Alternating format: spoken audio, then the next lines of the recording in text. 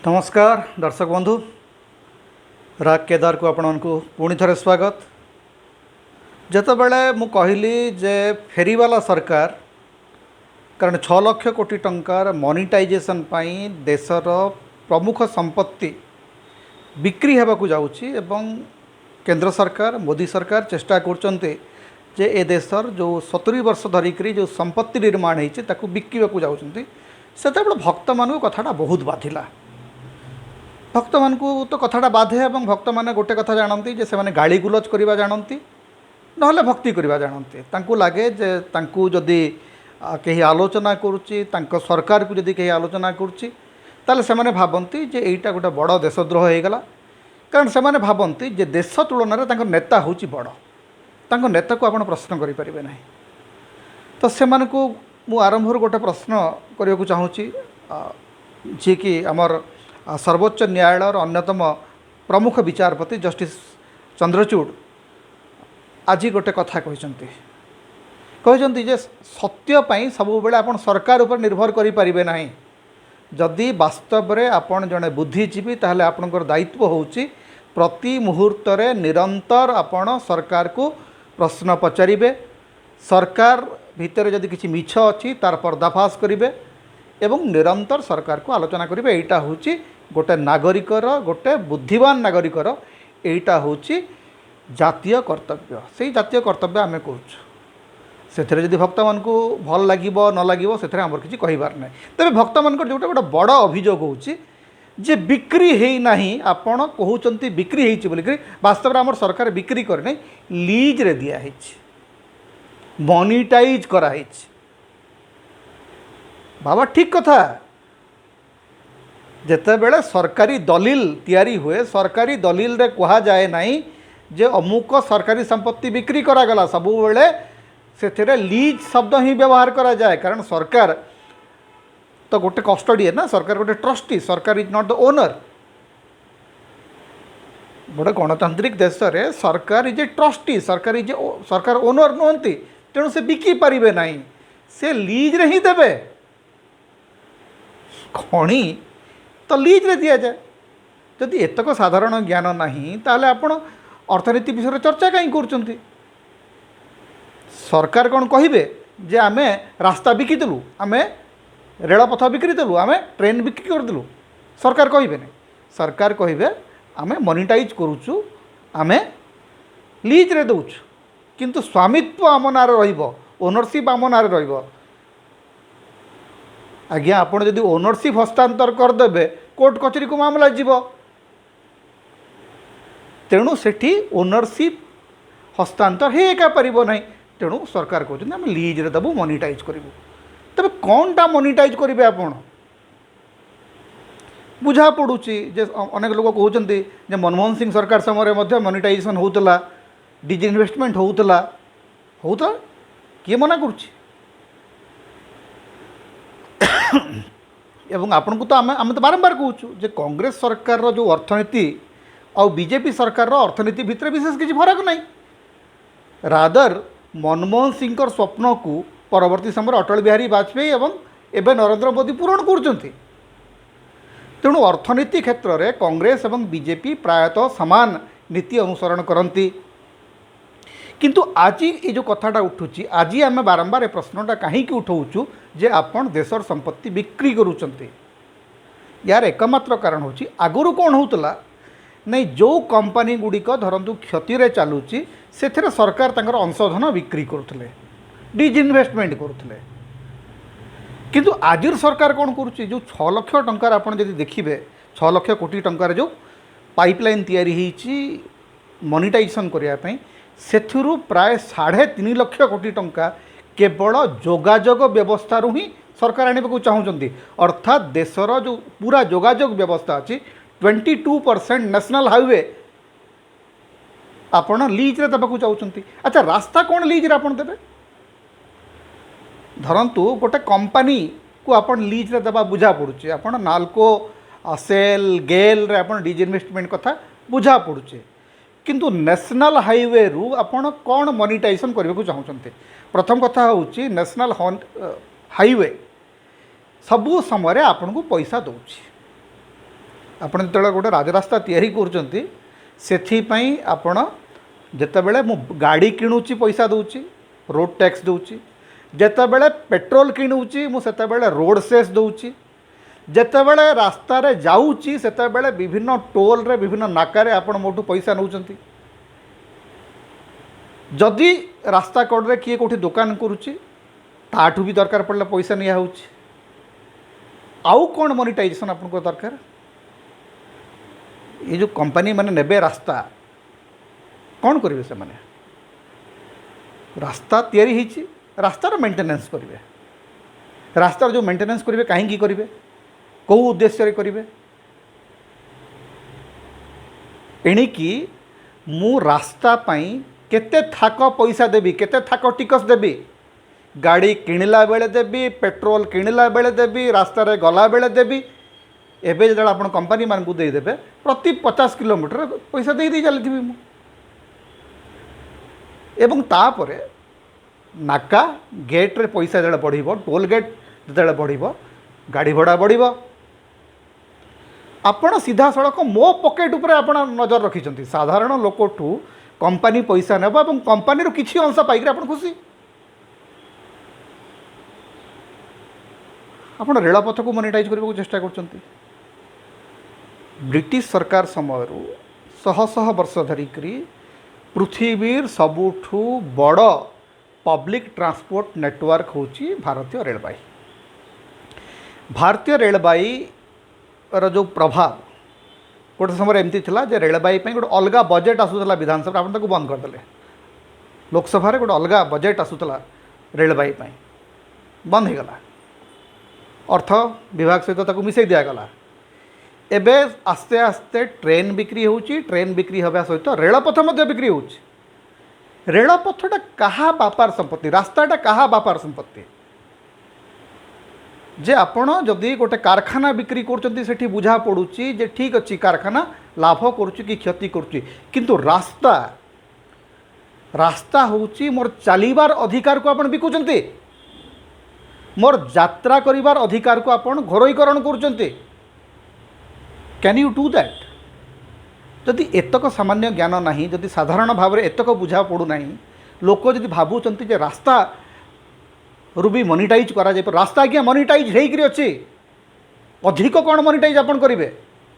अधिक मोनिटाइज करिवार अर्थ होची आपण अधिक रु अधिक टोल बोठू आदाय करेंगे, अधिक रु अधिक लोक को आपण बेकार करेंगे। वर्तमान आपणकर जो राजरास्तार दुई कड़े जो उठा दोकानी माने थिले, जो होटेल वाला थिले, जो ढाबा वाला थिले, से मैंने समस्त कंपनी को बर्तमान माल देवे, किंबा कंपनी कहब यहाँ बर्तमान आम जेहेतु सरकार ठू या किणीचु, सरकार ठू आम लीज नहीं, आप किणवा शब्दटा मुझे खराब लगुच, आम जेहेतु सरकार ठू एक लीज्रे नहीं, तेणु रास्ता कड़े ढाबा करार अधिकार रिलायंस कंपनी पाइब। रिलायंस कंपनी अलरेडी गोटे फूड चेन आरंभ है, आडानी फूड चेन आरंभ है। तेणु ये जो सीधा सड़क रास्तार जो ढाबा वाला, रास्तार जो चा दोकानी, एमान को आप एफेक्ट करी सीधा सड़क तांको जो लाभ टिकक तांकर जो व्यवसाय टिकक आपण बड़ लोक देवाक जाउछंती। एटा कौन गोटे बहुत बड़ रॉकेट साइंस बुझा पड़ुनी। आपड़ जो रेलवे स्टेशन बिकुचंती, मु तो बुझीपारुची जे एयरपोर्ट बिक्री करवा ठीक अच्छे, बड़ बड़ लोक से जाती, अधिक पैसा देवार सामर्थ्य थाए। आप रेलवे स्टेशन जो बिकुचंती, रेल स्टेशन जो बिक्री करचंती, रेल स्टेशन रे कुली ठू आरंभ करी हकर पर्यंत सबुगुड़िक आपण घरोई कंपनी हाथ को टेकी दौरान। जो कुलीटी से काम करता, जो हकरटी से काम करता, जो आलुचप वाला बरा वाला से बिकुला, तार व्यवसाय बर्तमान प्राइवेट कंपनी हाथ को चली। अर्थात जो गोटे मालिकाना आमर थिला, गोटे अति साधारण कथा जे आमर मालिकाना आपण अन्य मान को हस्तांतरित करछंती, ता सहित गोटे भाव प्रवणता को आपण बिकुचंती। जमी ओडिशा रे गोटे बहुत बड़ चर्चा होची जे आपण पारादीप बंदर बिकिबे आ विजु पट्टनायक एयरपोर्ट बिकिबे, या सहित गोटे ओडिशार भावावेग जड़ित अच्छी। ओडिशार लोक विजु पट्टनायक को भल पाती एवं पारादीप बंदर होची ओडिशार जो प्रगतिर प्रथम बड़ सेतु, प्रथम बड़ संकेत। जदि पारादीप बंदर आपण बिकिदेबे ताहले ओडिशा लोकंक भितर प्रतिक्रिया हम स्वाभाविक।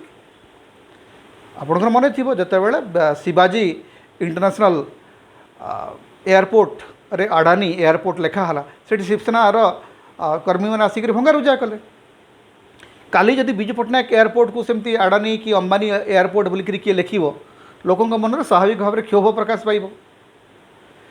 तेणु देशर संपत्ति को बिकिबाई ये प्रकार प्रयास एवं आप स्टाडियम बिकुचंती रेलवे जो स्टाडियम गुड़ाक करता कौथि करता आमर क्रीड़ाविद मान को प्रोत्साहित करने आप Sai sports authority of India गोटे स्टाडियम बिकवाक जाऊँच।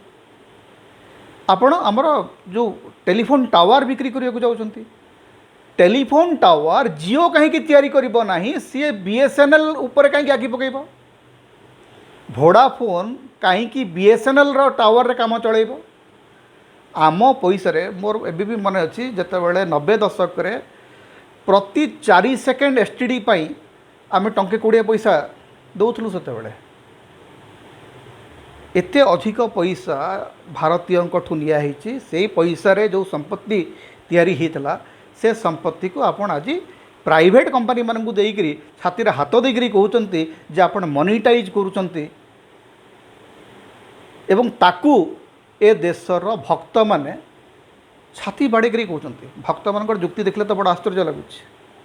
जन भक्त मत कहले आज्ञा आप विभ्रांत कर लीज रे दिया होची। अरे भाई खणी को लीज रे दिया हुए केबे शुणी खणीर मालिकाना क्या दिखाई खणी जो लीज रे दिया जाए लीज रे देला पर लीज रे देवार अर्थ अच्छे जे खणी खोलिक नहीं तुम बिकिब।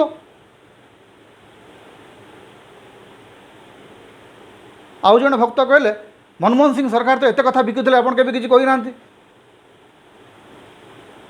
आमे ही कहीलु जे जेते बेले कांग्रेस सरकार समय रे निजीकरण घरोईकरण योजना आरंभ है सेते बेले मोर आज भी मन अच्छी स्वर्गत मनमोहन मिश्र विशिष्ट श्रमिक नेता वीर महाराजपुर गोटे सभा करते 1992 मसीह एवं सेते बेले से कही जो डंकेल प्रस्ताव एवं मनमोहन सिंह जो नुआ अर्थनीति आगामी दिन में भारत वर्ष को देवालिया करिब भारतर जातीय संपत्ति बिक्री हेब 1992 मसीह एक आमे शुणी आसुचु आमे कही आसुचु आपण माने कही नाहंती ता अर्थ नुह आमे कही ना एवं बीजेपी सरकार विरुद्ध रे आमे जो माने कहूचु आमे गोटे समय कांग्रेस सरकार विरुद्ध रे मध्य कहूतलु। सरकार को प्रश्न पचारिबा होउची आमर अधिकार नागरिक भाव में आमे भक्त नौ आमे होचु नागरिक। आपण जदि विजु पट्टनायक विमान बंदर बिकिबे आपण जदि पारादीप पोर्ट बिकिबे आपण जदि नालको बिकिबे ताहले लोकंक भितर असंतोष बढ़िबो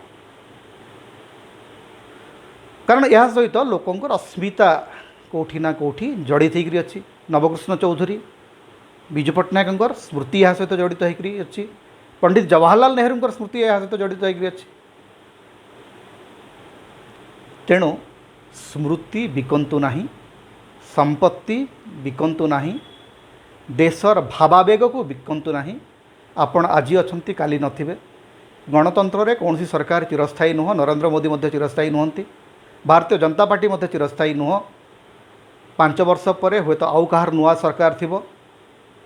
अंततः इतिहास आपण को यही भाव में मन न रखू जे गोटे लोक चारणार संपत्ति तैयारी कला नाही किंतु समुदाय बिकिदेला एमती गोटे अपजस एवं अपवाद नहींकरी इतिहास रे नरेंद्र मोदी ना स्थानित न हो।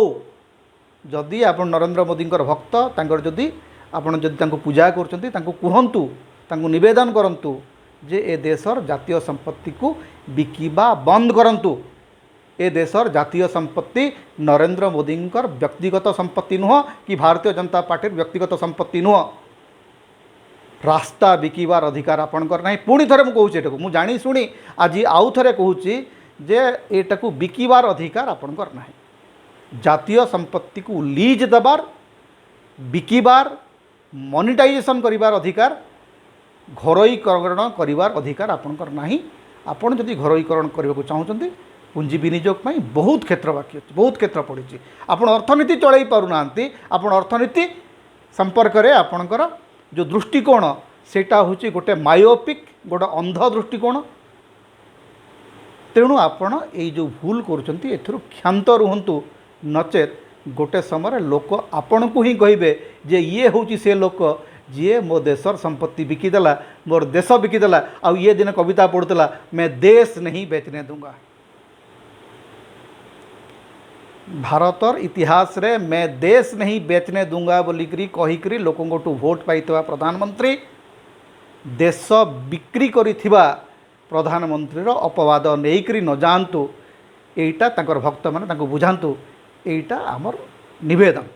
आम क्या अनुरोध करूँ, आम अनुरोध करूँ आपको तो निर्देश दे पारूनी, आपण मैंने भी नागरिक। तेणु भक्त भाव में से दायित्व तुलांतु। आपणकर नेता कहतु जे ए अपजसरु से मुक्ति पातु, ए अपवादरू से मुक्ति पातु। आज कथा ये, नमस्कार।